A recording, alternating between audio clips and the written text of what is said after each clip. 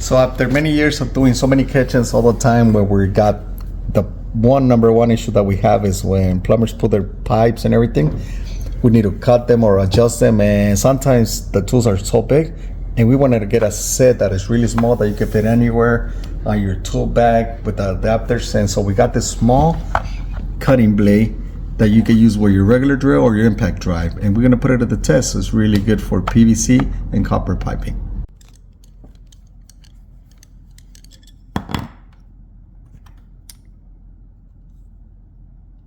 And so when you put it on, just make sure it fits. It has a shape, as you see. Let me remove it for you.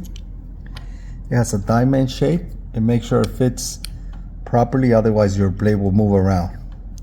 So make sure you fit the exact indentations so it doesn't jump around when you screw it, bolt it on.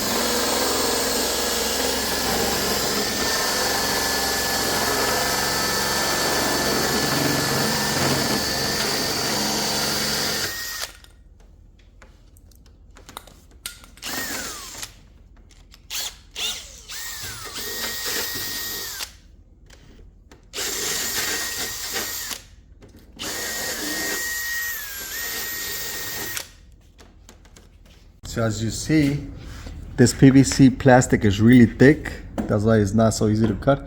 It's not like in other countries of the world. Here in the US, they make a better quality of PVC.